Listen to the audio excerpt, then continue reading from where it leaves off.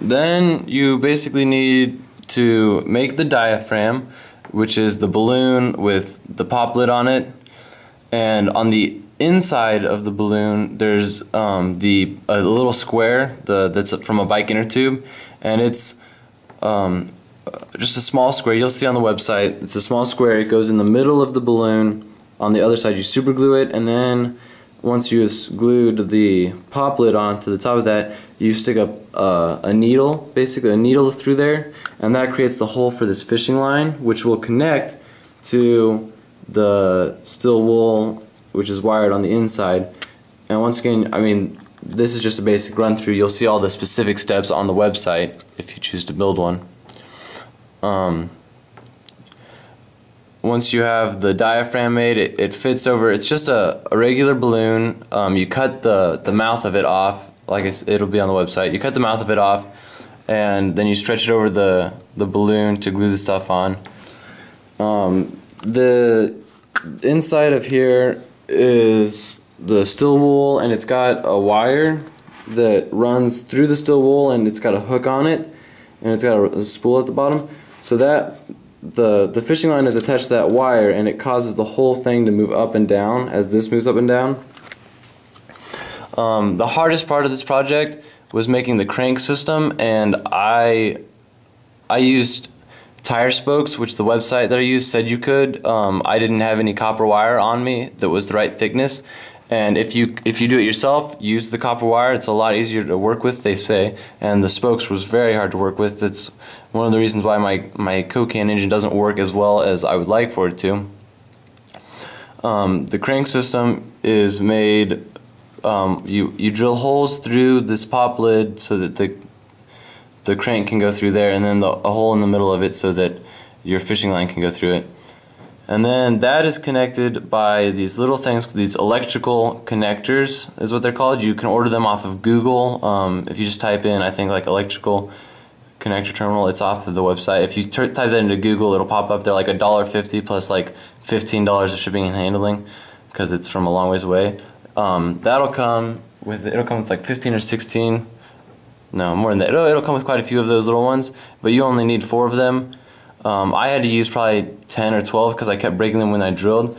And what you'll do with those is you'll see they come like that, and then that one's a full one. It's got no hole in it. But then up here you can see those ones have holes drilled in them so that the crank can run through there.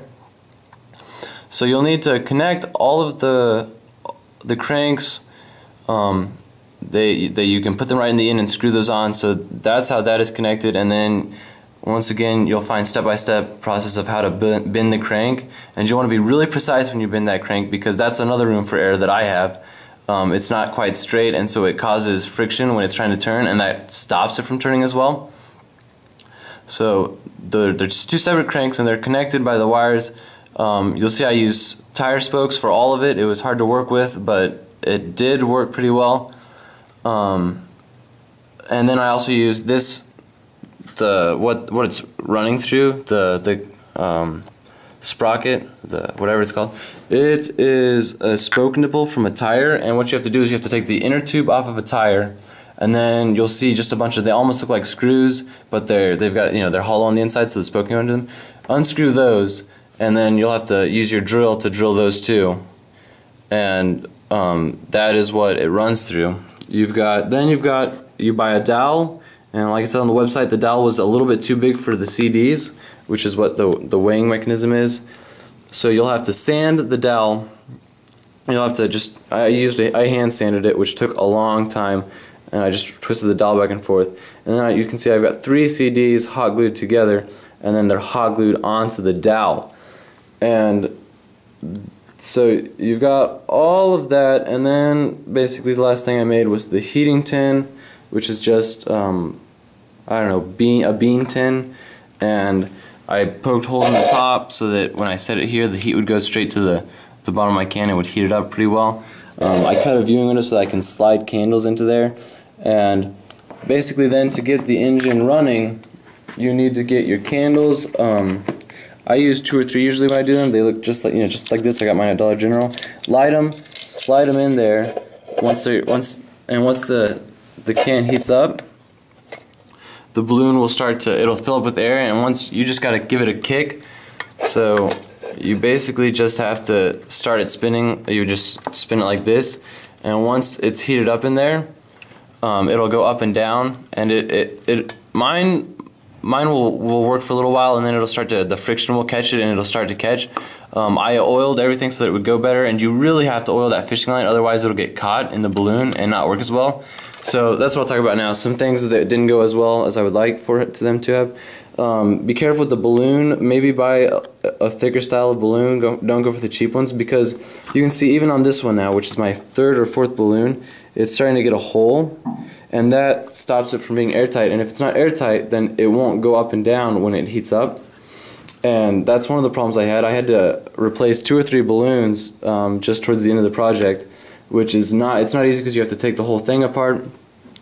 So be careful of the balloon you use, and also try to be easy with it so you don't get holes in it.